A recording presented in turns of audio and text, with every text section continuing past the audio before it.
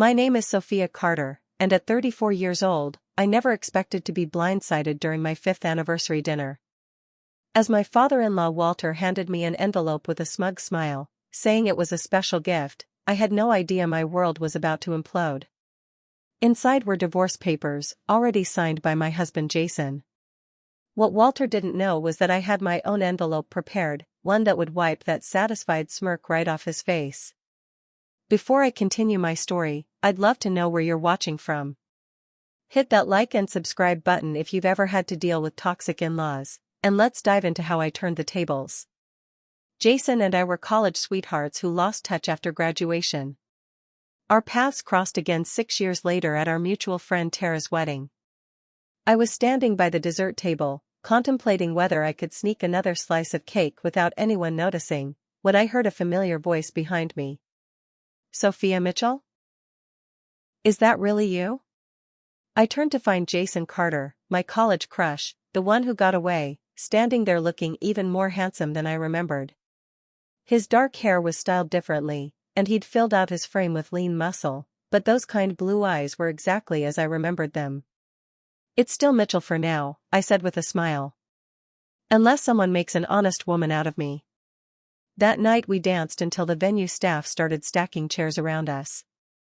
2 weeks later, we were officially dating. 6 months after that, Jason proposed at the Highland Lighthouse on Cape Cod at sunset. It was picture perfect, just like our whirlwind romance had been. When I first met Jason's mother Linda, she welcomed me with open arms. She was warm, gracious, and seemed genuinely happy that her son had found someone who made him smile so much. Walter, on the other hand, was a different story entirely. From our first meeting, I could sense his disapproval radiating like a cold front. He shook my hand firmly, too firmly, and gave me a once-over that made me feel like cattle being appraised at auction.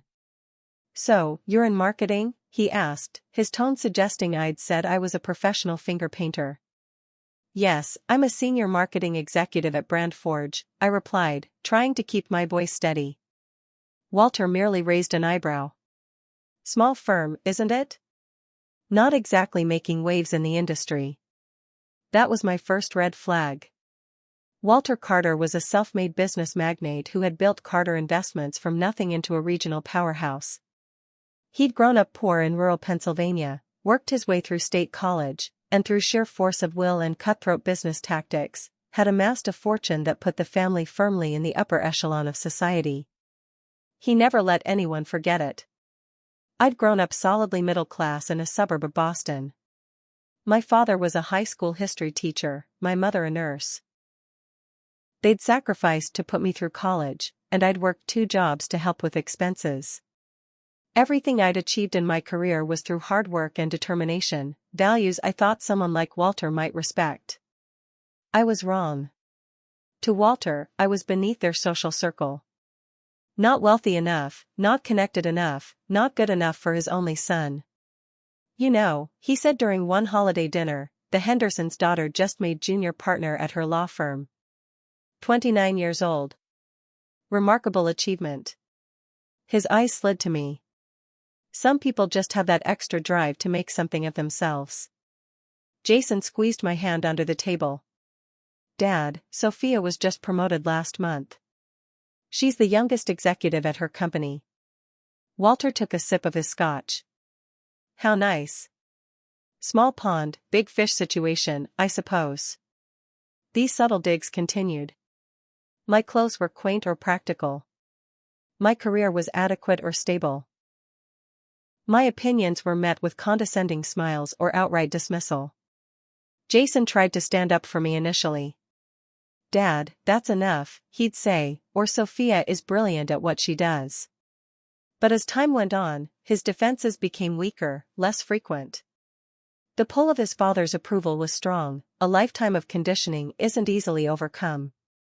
After we married in a ceremony that Walter complained was unnecessarily lavish, though it was modest by most standards, my in-laws gave us our wedding gift, the down payment for a beautiful colonial in an upscale neighborhood not far from the Carter family home. "We want you close," Linda had said warmly. "And in a house befitting the Carter name," Walter had added. I should have seen the strings attached to that gift, but I was blinded by love and gratitude. The house was gorgeous, with its detailed moldings and spacious rooms. It was more than we could have afforded on our own at that point. What I didn't realize was that in Walter's mind, this generosity gave him ownership, not just of the property, but of our decisions. "You're repainting the living room? That forest green has been there since the house was built in 1932, he'd comment during an unannounced visit. Or, "I've taken the liberty of having my financial advisor look over your investment portfolio. His recommendations are on your desk." Or, "The Richardson's son is looking for a marketing position. I told them you'd hire him as your assistant. Start him on Monday." As the years passed, Walter's interference grew, and Jason's resistance diminished. Our anniversary celebrations became a battleground. The first year, we wanted a quiet dinner alone, but Walter insisted on hosting an elaborate party at his country club. The second year, we planned a weekend getaway to Vermont, only to find that Walter had upgraded our reservation to include his and Linda's attendance. By our third anniversary, Jason didn't even consult me before accepting his parents' invitation to dinner. Our anniversary traditions, which should have been about celebrating our love, became performances for Walter's approval. Each year, I hoped things would change, that Jason would remember the man I fell in love with, the one who had once promised that we were a team, that nothing would come between us. I couldn't have been more wrong. The pressure began mounting in our third year of marriage.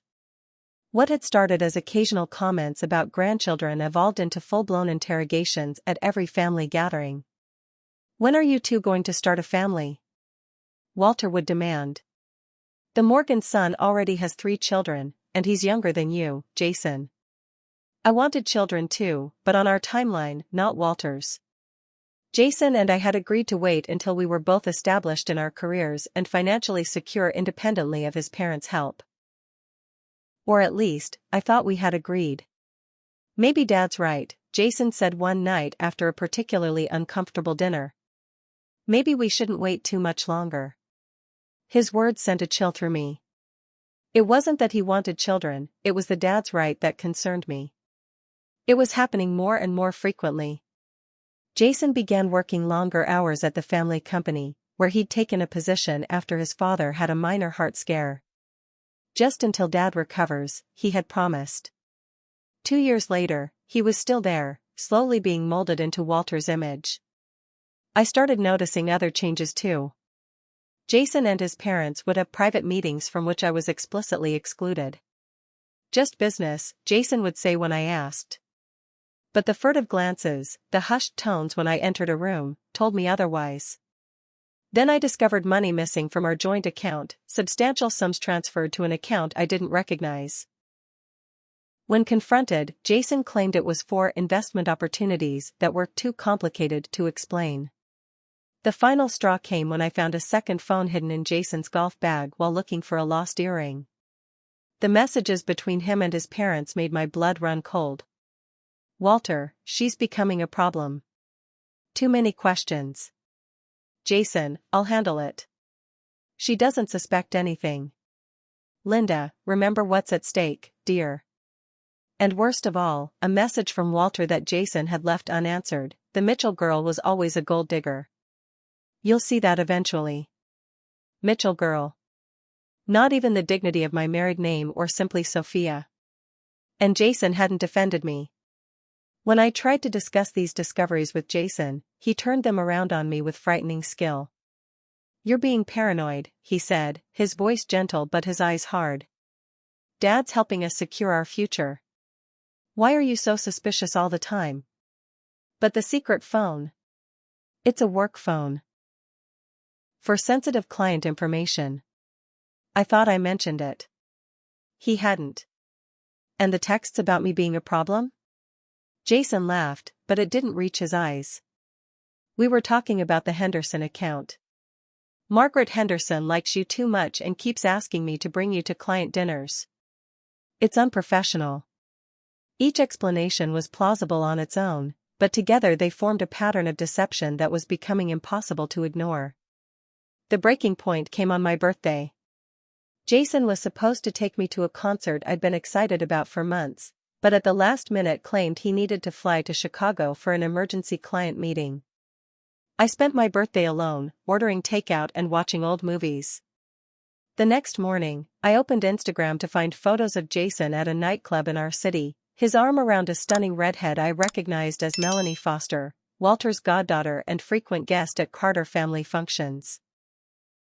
When confronted, Jason claimed the Chicago trip had been canceled last minute, and Melanie had invited him out for innocent drinks with a group of friends to cheer him up since he was disappointed about missing my birthday. The photos showing just the two of them, the way his hand rested possessively on her hip, the intimacy of their expressions, all had innocent explanations, according to Jason. I no longer believed a word he said. The next day, I consulted a private investigator, a woman named Diana who specialized in high-profile divorces. She was efficient, discreet, and frighteningly thorough. Within 3 weeks, she had compiled a damning dossier. Jason and Melanie had been having an affair for at least 7 months. They met at a condo owned by one of Walter's shell companies. There were photos, hotel receipts, text message transcripts. But Diana had uncovered something even more disturbing.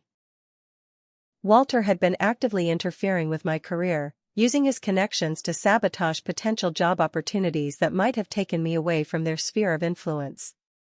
He called your boss at Brand Forge, Diana told me, sliding a transcript across the table. Implied that promoting you would cause problems for the company's relationship with several Carter-affiliated clients. I stared at the paper, my hands shaking. That promotion I was passed over for last year would have taken you to Chicago, Diana finished. Away from their control. I felt sick. For 5 years, I'd tried to be the perfect wife, the perfect daughter-in-law. I'd swallowed my pride, accepted the subtle insults, the constant undermining. And all along, they'd been actively working to control and diminish me. No more. Our 5th anniversary fell on a Friday in October. Despite everything I now knew, I agreed to the traditional dinner with the in-laws at Castel Blanc, the most exclusive restaurant in the city. Walter had been a founding investor, ensuring the Carter family always had the best table in the house. I spent hours getting ready, carefully applying makeup that would hide any trace of the sleepless nights and tears that had become my private reality. I chose a sleek black dress that hugged my figure, paired with the diamond earrings Jason had given me on our 1st anniversary, back when I believed his promises meant something. "Wow," Jason said when I emerged from our bedroom. "You look amazing." For a moment, I saw a flicker of the man I'd fallen in love with, appreciative, warm, present. Then his phone buzzed, and his eyes dropped to the screen. His expression changed subtly, hardening around the edges. He was gone again, pulled back into whatever web Walter had spun. Castel Blanc was everything you'd expect from a restaurant where the tasting menu started at $200 per person. Crystal chandeliers hung from coffered ceilings, while discreet servers in immaculate uniforms glided between tables draped in pristine white linen. The soft strains of a live string quartet created an atmosphere of refined exclusivity. Walter and Linda were already seated when we arrived, Walter dominating their table with his imposing presence. At 62, he was still a handsome man, with silver hair and the same blue eyes as Jason, though Walter's held none of the warmth that had once characterized his sons. "Ah, the guests of honor," Walter announced as we approached, not bothering to stand. He checked his watch. Right on time for once. Linda rose to give me a hug, her expensive perfume enveloping me. "Happy anniversary, dear. You look lovely." Was it my imagination, or was there a note of sadness in her voice?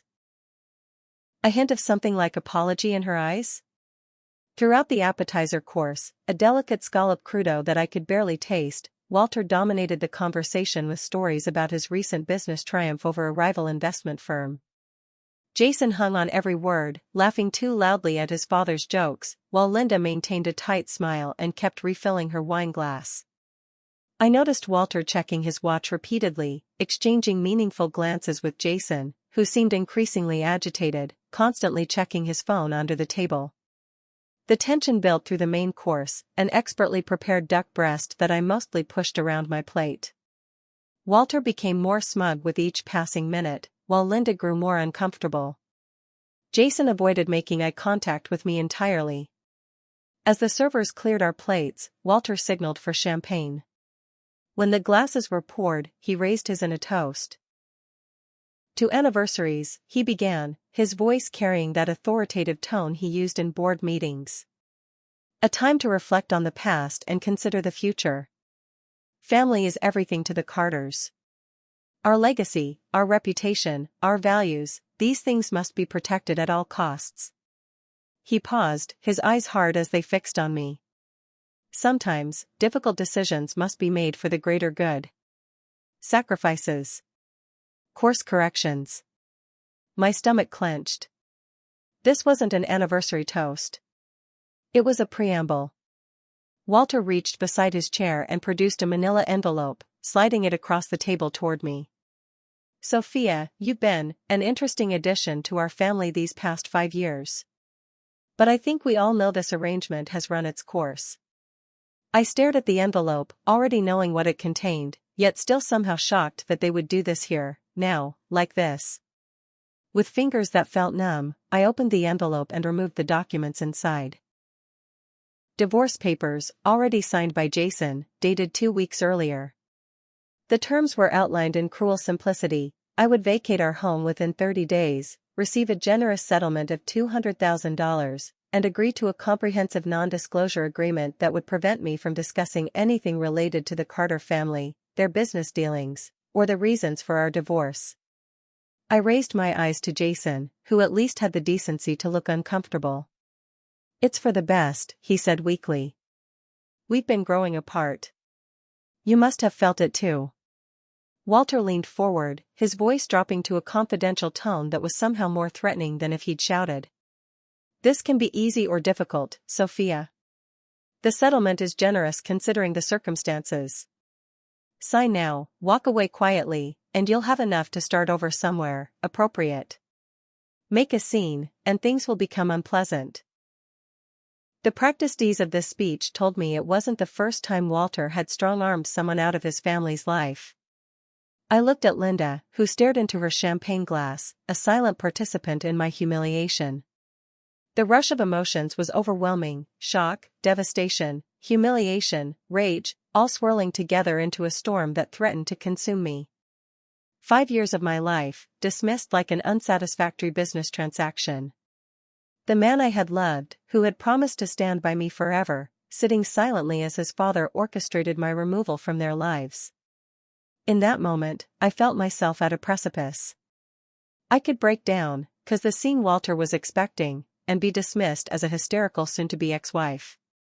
Or I could show them exactly who they had underestimated all these years. I took a deep breath and made my choice. 3 months before this fateful anniversary dinner, I had walked into our home office to find tax documents Jason needed signed immediately. "Just routine stuff," he'd said, not bothering to explain what I was signing. This wasn't unusual. Walter had established early in our marriage that Jason would handle all financial matters, a Carter tradition I'd reluctantly accepted. But that day, something caught my eye, a document partially hidden beneath others, with figures that seemed astronomical for our household taxes. When Jason stepped out to take a call, I quickly photographed several pages with my phone. Later that night, after reviewing the photos, I realized I was looking at transactions for accounts I knew nothing about. Offshore accounts. Shell companies. Properties purchased through obscure LLCs. None of it made sense for our personal finances. That discovery was my true turning point, the moment I realized I needed to protect myself. The next day, I withdrew $5,000 from my personal savings account, money I'd squirreled away from freelance projects I took on beyond my regular job. I told no one about these projects, not even Jason. It was the one area of my life that remained solely mine. With that money, I hired Diana, the private investigator. Initially, I only wanted to know if Jason was cheating. I suspected Melanie, with her perfect hair and family connections. They'd always shared inside jokes, stood too close at family functions, disappeared simultaneously from parties. I can find out about the affair within a week, Diana had promised. But from what you've told me about your father-in-law, I think we should dig deeper. Men like Walter Carter don't just control their families, they usually bend rules in business too. Diana was right. Her investigation uncovered not just Jason's infidelity but a pattern of financial misconduct that spanned years. Walter had been using the family business to funnel money into personal projects, claiming business expenses for purely personal luxuries, and manipulating stock prices before major deals. Armed with this knowledge, I sought out Amelia Brooks, a divorce attorney known for taking down wealthy husbands. Her reputation was fearsome, several prominent businessmen in the city had lost millions to her clients. Her office, unlike the flashy downtown firms, was in a converted Victorian home in a quiet neighborhood. No flash, all substance, exactly what I needed. They'll come at you hard, Amelia warned after reviewing my case. Men like Walter Carter believe they own the world and everyone in it. They'll threaten, intimidate, try to make you feel powerless. I've been feeling powerless for 5 years, I replied. I'm done with that. Together, we formulated a plan. While Diana continued gathering evidence, I began securing my position. I made copies of every financial document I could access, forwarding suspicious items to Amelia.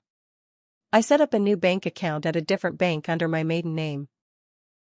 I quietly moved my most treasured possessions to a storage unit rented under my friend Tara's name. The most surprising ally came in the form of Edward Blackwell, Walter's longtime business rival. I hadn't planned to approach him, but a chance encounter at a charity gala while Jason was working late, with Melanie, I now knew, changed everything. Mrs. Carter, Edward had said, approaching me at the bar. Alone tonight? That husband of yours should know better than to leave such a beautiful woman unattended. Under normal circumstances, I would have politely deflected and moved on. But that night, knowing what I knew, I decided to take a risk. Mr. Blackwell, I smiled, I've actually been hoping to speak with you privately. His eyebrow raised in interest. Is that so? How intriguing. Over drinks in a quiet corner, I carefully revealed just enough about Walter's offshore activities to pique Edward's interest without showing my full hand. That's quite an accusation, he said, studying me carefully. What exactly are you looking for from me, Mrs. Carter? Information, I replied simply. Walter has been playing this game longer than I have. I need to understand the board better. Edward laughed, genuine amusement lighting his eyes. You know, Walter always said you were just a pretty face his son picked up. I'm starting to think he severely underestimated you. By the end of the evening, we had an understanding. Edward would provide information about Walter's business practices that only a longtime competitor would know, and in return, I would ensure that when everything came to light, Edward would be positioned to acquire certain Carter Investments assets he'd had his eye on. Was it ruthless? Perhaps. But I had learned from the best. The final piece fell into place when I discovered Walter had been recording confidential board meetings and using the information to manipulate stock trades. A clear case of insider trading. Diana obtained copies of these recordings through a source at Carter Investments, along with incriminating emails where Walter explicitly directed Jason to make trades based on this information. By the time our anniversary dinner approached, I had amassed a devastating dossier of evidence: tax fraud spanning 5 years, embezzlement from company accounts, corporate espionage, insider trading, and bribery of city officials to secure building permits for Carter properties. I had copies of everything secured in multiple locations. Digital backups were stored on encrypted drives, with deadman switches set to release information to relevant authorities if anything happened to me. Physical copies were with Amelia, with Tara, and in a safe deposit box accessible only to me. I was ready for whatever the anniversary dinner might bring, or so I thought. Even with all my preparation, the actual moment of being handed divorce papers in public, seeing the smug triumph on Walter's face, the weakness in Jason's eyes as he let his father discard me, it still cut deep. But I was no longer the naive young woman who had walked down the aisle 5 years ago, believing in fairy tales and happy endings. I had learned, adapted, and prepared. This was not the end of my story, it was merely the beginning of a new chapter. And Walter Carter was about to learn just how expensive it can be to underestimate someone. As Walter finished his self-satisfied speech about my generous settlement, the restaurant around us continued its elegant rhythm, servers gliding between tables, the soft clink of fine china, muted conversations of the wealthy and powerful making deals over dessert. In this rarefied atmosphere, the destruction of my marriage was just another business transaction to the Carter men. I looked from Walter's smug face to Jason's averted eyes, then to Linda's uncomfortable expression. I allowed the silence to stretch just long enough for Walter to believe he'd won, that I was too shocked to respond. Then I smiled. The expression must have been unexpected because Walter's triumphant look faltered slightly. "You know," I said, keeping my voice conversational, "I've been wondering when you'd make your move." The secret meetings, the whispered conversations that stopped when I entered a room, Jason's sudden business trips with Melanie. I was expecting something like this, though I admit the public venue is a nice touch. Very dramatic. Jason's head snapped up, eyes wide with surprise. Walter's expression darkened. "What's that supposed to mean?" he demanded. I took a sip of water, projecting a calm I didn't entirely feel. "It means, Walter, that I came prepared. I have an anniversary gift too." I reached into my clutch and withdrew my own envelope, cream-colored, heavyweight paper, embossed with the logo of Amelia's law firm. I placed it on the table and slid it toward Walter with one manicured fingertip. "What's this?" Walter barked, not reaching for it. "Open it and see." "I insist." Walter stared at me for a long moment, then snatched up the envelope, tearing it open with none of the finesse with which I'd opened mine. His confidence was still evident. What could I possibly have that would concern him? As he began to scan the documents inside, I narrated for Jason and Linda's benefit. Page 1 outlines the evidence I've compiled of tax fraud committed by Carter Investments over the past 5 years. Those offshore accounts in the Caymans and Singapore were particularly interesting reading. Walter's face remained impassive, but his complexion had taken on a slightly grayish tinge. Page 2 details the embezzlement from company accounts, over $12 million diverted to personal expenses but logged as business costs. The vacation homes in Aspen and Turks and Caicos. The yacht. Melanie's condo. Jason made a strangled noise. Linda reached for her water glass with a trembling hand. Page 3 is my personal favorite, the evidence of insider trading. The recordings of board meetings, the emails directing Jason to make specific trades based on non-public information. I turned to Jason. The SEC is particularly interested in those, by the way. Apparently, they've had Carter Investments on their radar for some time, but lacked concrete evidence. Walter's hands were now visibly shaking. He shuffled through the papers with increasing agitation. "Where did you get these?" he hissed. "I have my sources. Just as you've had yours watching me all these years." I leaned forward. "Did you really think I was as stupid as you believed? That I wouldn't protect myself?" "These are fabrications," Walter declared, trying to regain control. "Manipulated documents. No court would." "Oh, they're quite real," I interrupted smoothly. "Verified by forensic accountants. And they're just copies, of course. The originals, along with considerably more evidence, have already been delivered to the SEC, the IRS, the Department of Justice, and several key members of your board of directors and major shareholders." The color drained completely from Walter's face. Linda gasped, her hand flying to her mouth. "You're bluffing," Walter whispered, but the uncertainty in his voice betrayed him. "Am I? Check your phone." "I believe the board has called an emergency meeting for tomorrow morning.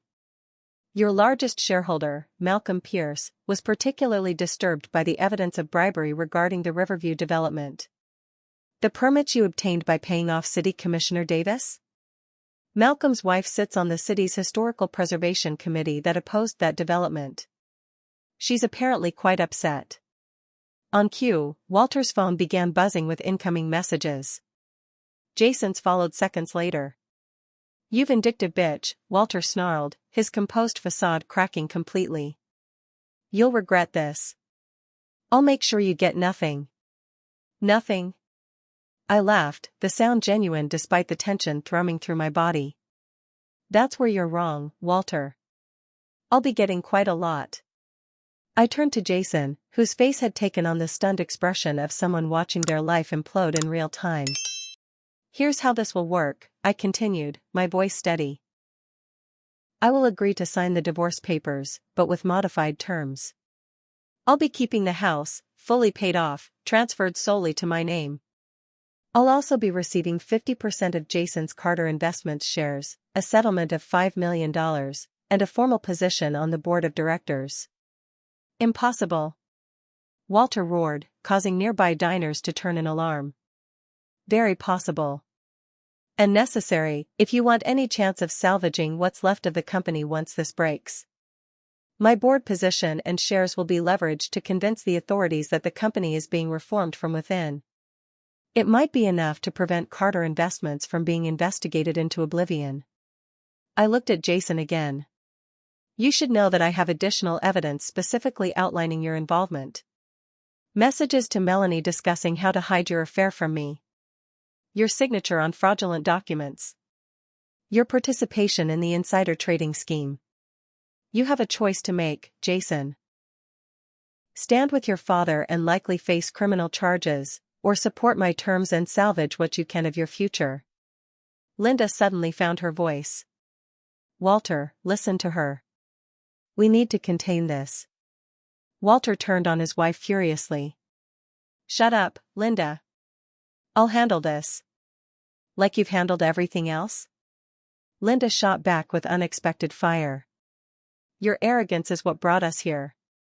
Your constant manipulations, you're treating everyone like pawns in your game.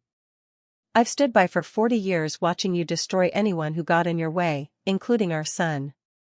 Jason looked between his parents in shock, seemingly seeing their dynamic clearly for the first time.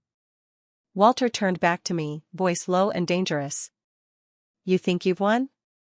I have connections you can't imagine. Resources you can't fight. By the time I'm finished with you." "Save the threats," I interrupted. "Every word of this conversation is being recorded. And if anything happens to me? Any accident, any sudden problem, all the evidence gets released publicly. The dead man switches are already in place." I stood, gathering my clutch and the divorce papers. "You have 24 hours to agree to my terms. After that, I go public with everything." I looked at each of them in turn. "Enjoy your dessert." I've suddenly lost my appetite. As I walked out of Castel Blanc, head high, I heard the maitre d' asking if everything was all right at the Carter table. Behind me, Walter's voice rose in a shout, followed by the crash of breaking glass. For the first time in 5 years, I felt truly powerful. The moment I stepped into my friend Tara's apartment that night, my composure finally cracked. I sank onto her couch and dissolved into tears, not of sadness, but of relief, rage, and the overwhelming emotional aftermath of what I'd just done. "Oh my God, Soph," Tara whispered, handing me a glass of wine after I recounted the evening's events. "I can't believe you actually did it. You stood up to the almighty Walter Carter." "I had no choice," I said, wiping my eyes. "It was either that or let them erase me." My phone had been buzzing nonstop since I left the restaurant. Jason had called 17 times and left a series of increasingly desperate voicemails. "Sophia, please call me back. We need to talk about this. Baby, I know you're upset, but we can work this out. This isn't what it looks like. Dad went too far. I never wanted it to happen like this. Please call me. The board is in chaos. Dad's having a meltdown. Just tell me what you really want." What I really wanted was to turn back time, to the moment I'd first noticed Walter's manipulations, to warn my younger self about the slow erosion of boundaries that had led to this point. But since that was impossible, I would settle for justice, compensation for years of psychological warfare, and the satisfaction of watching Walter Carter face consequences for once in his privileged life. I spent that night at Tara's, and the next morning, the real battle began. Walter's initial response was exactly what I'd expected: threats. His lawyers called Amelia with warnings of counter-lawsuits, criminal charges for blackmail, and the promise that I would be destroyed in court. Amelia, unfazed, had apparently laughed. "Tell Walter that my client has authorized me to release the Riverview bribery documentation to the Boston Globe if I don't hear a more reasonable response by noon." By 11:45 a.m., they were requesting a meeting. The negotiation session was set for 3 days later at Amelia's office. I spent the intervening time fielding increasingly conciliatory messages from Jason, who was clearly desperate to resolve the situation before the Carter family empire imploded completely.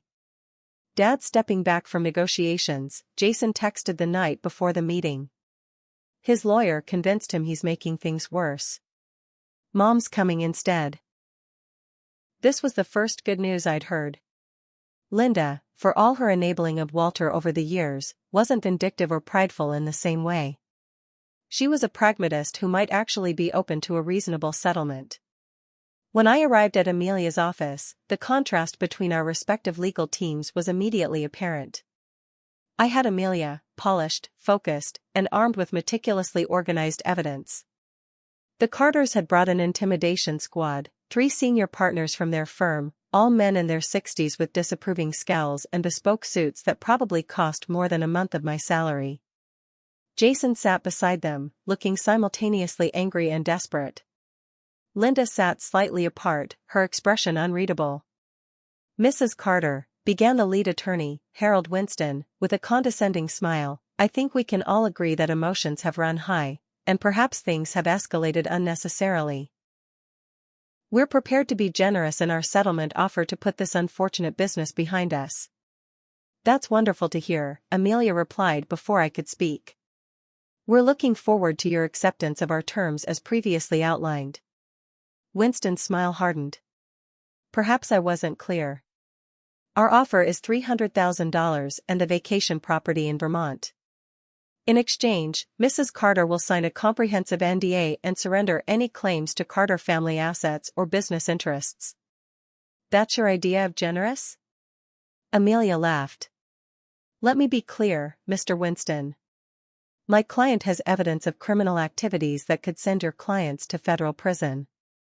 The IRS is very interested in the tax documentation we've provided. The offer on the table is the only one we're considering." "You're blackmailing us," one of the other attorneys growled.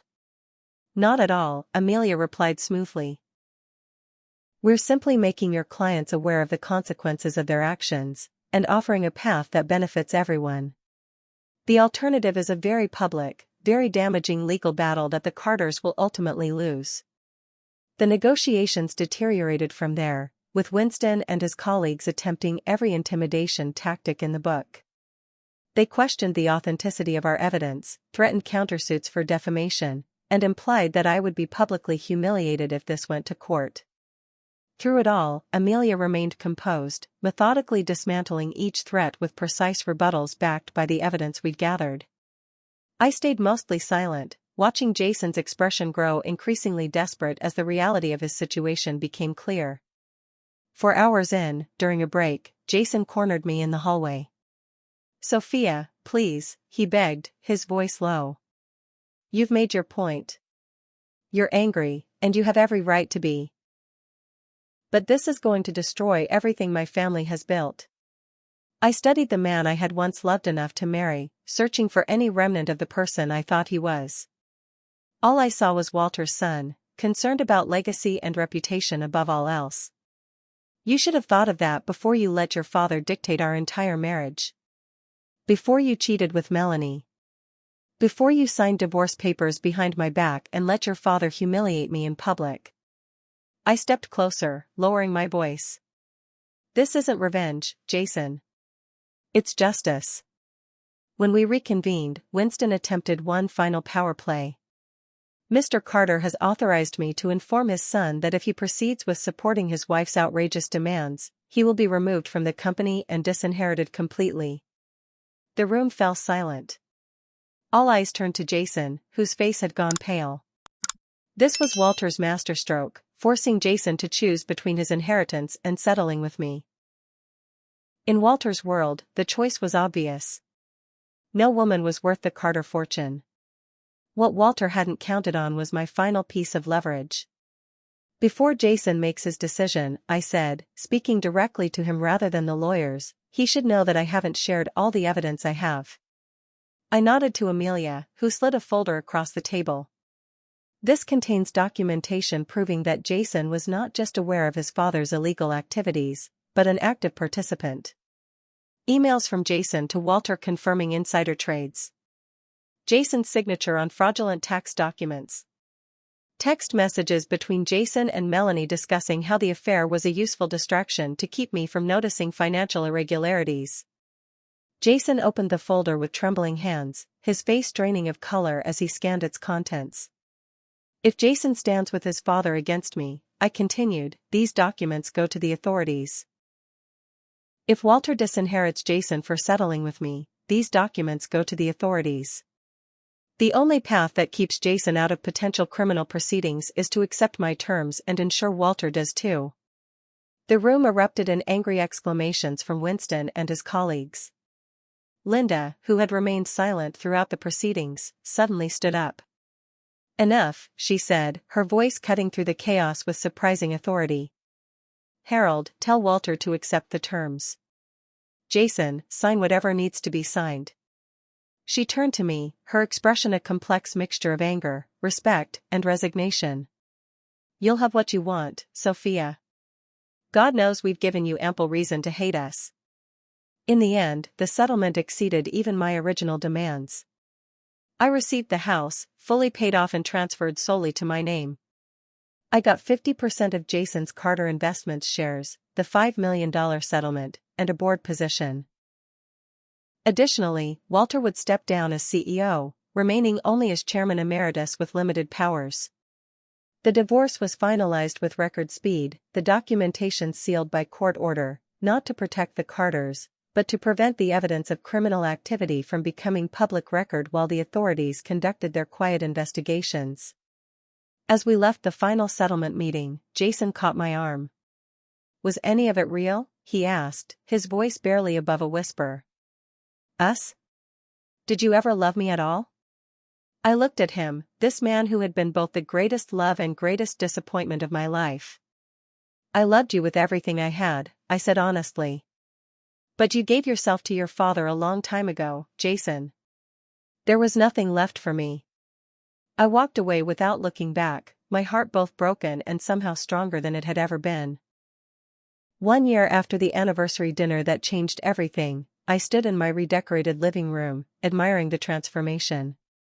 Gone were Walter's approved forest green walls, replaced by a serene blue-gray that made the space feel larger, lighter. The heavy Carter family heirlooms had been sold, the proceeds donated to a women's shelter. In their place were pieces I'd chosen myself, comfortable yet elegant furniture that reflected who I was rather than who the Carters had tried to make me. The house felt like mine now. Every corner had been reclaimed. The settlement money had been carefully invested, but I'd used a portion to start my own marketing agency, Mitchell Strategies, specializing in helping women entrepreneurs build their brands.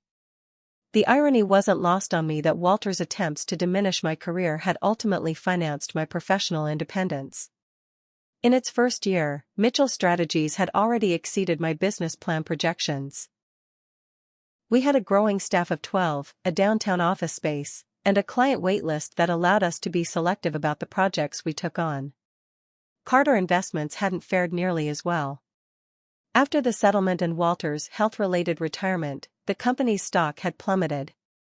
The SEC investigation, while conducted quietly, had resulted in substantial fines and a comprehensive restructuring. Several board members had resigned rather than face scrutiny of their own financial dealings. I attended board meetings quarterly as stipulated in the settlement, watching as the new CEO, not Jason, who had been deemed too closely associated with his father's regime, attempted to rebuild the company's reputation. My contributions were initially met with hostility, particularly from Walter's old allies, but as my business insights proved valuable, a grudging respect had developed. Jason had tried repeatedly to reconcile, or at least establish some kind of friendly relationship. I maintained firm boundaries, limiting our interactions to necessary business matters. The last I'd heard, he was dating a lawyer from New York, someone with no connection to the Carter social circle. Part of me hoped he was finally breaking free from Walter's influence, but it was no longer my concern. Walter himself had all but disappeared from public life, reportedly spending most of his time at the family's estate in Maine. The heart attack he'd suffered after the settlement negotiations had been minor but had provided a convenient excuse for his abrupt departure from the business world. Linda, surprisingly, had reached out independently a few months after the divorce was finalized. "I'd like to have coffee," her text read. "Just the two of us. I owe you an apology." I hesitated but ultimately agreed. At a quiet cafe far from Carter haunts, Linda finally shared her side of the story. "I was 19 when I married Walter," she told me, looking older and somehow smaller without her usual couture armor. "He was brilliant, ambitious, and I thought his controlling nature was just part of being a strong man. By the time I realized it was something much darker, I was already trapped." "You could have left," I pointed out, not unkindly. "Could I?" She smiled sadly. "Walter made it clear early on that if I ever tried to leave, I'd lose everything, including Jason. He'd make sure I was portrayed as unstable, unfit. And I believed him because I watched him destroy other people who crossed him." I understood then that Linda had been Walter's first victim, not his accomplice. It didn't excuse her enabling behavior over the years, but it contextualized it. We'd established a cautious friendship since then. Not close, but healing in its way. She was seeing a therapist for the first time in her life, trying to reclaim her own identity after 40 years in Walter's shadow. My own healing process had been neither quick nor linear. There were days when anger consumed me, when the betrayal felt as fresh as the moment Walter had handed me those divorce papers. There were nights when I missed the Jason I thought I'd married, the life I'd believed we were building. Therapy helped. So did the support group for divorced women that my therapist had recommended, where I found community with others who understood the complicated grief of a marriage ending. My parents, who had never fully warmed to the Carters despite their best efforts, provided unconditional love and practical support as I rebuilt my life. And slowly, I began dating again. Nothing serious at first, coffee meetings that sometimes led to dinner, companionship without expectations. Until 3 months ago, when I met Daniel at a business conference. Daniel was different from Jason in every way that mattered. Where Jason had been polished and conventional, Daniel was creative and openly emotional. Where Jason had deferred to his father, Daniel had built his architectural firm independently, turning down his family's financial support to make his own way. Most importantly, when I told Daniel my story, he listened without judgment, without trying to fix or dismiss my experience. We were taking things slowly, both of us carrying scars from past relationships. But for the first time since the divorce, I could imagine a future with someone again, a future built on mutual respect and genuine partnership. As I stood in my reclaimed home, reflecting on the year that had passed, my phone chimed with a text from Tara. "Saw this and thought of you," it read, with an attached news article about Walter. The board had voted to remove his name from the charitable foundation he'd established, citing the need for a fresh start following financial irregularities. I smiled, feeling not vindication but a sense of closure. Walter Carter had finally faced consequences for his actions, and while they may not have been as severe as he deserved, his carefully constructed empire of control was crumbling. The experience had taught me painful but invaluable lessons: to trust my instincts, to maintain my independence even within a partnership, to recognize the difference between love and control. Most importantly, I'd learned that standing up for myself wasn't selfish or wrong, it was necessary for survival. I wasn't a victim of Walter Carter's manipulation or Jason's betrayal. I was a survivor who had refused to be erased. The envelope I'd handed Walter that night hadn't just been filled with evidence, it had contained my declaration of independence, my refusal to be diminished any longer. Life after divorce wasn't the failure I'd once feared it would be. It was a second chance to build something authentic, something truly mine. As the evening light filtered through my newly uncovered windows, I raised a glass to myself and to the future I was creating on my own terms. The pain would always be part of my story, but it no longer defined me. Have you ever had to stand up to someone who tried to make you feel small? How did you reclaim your power? Share your story in the comments below. And if you found strength in hearing about my journey, please like, subscribe, and share this video with someone who might need to hear that they're not alone. Thank you for being part of my healing journey, and remember, sometimes the end of one chapter is just the beginning of a much better story.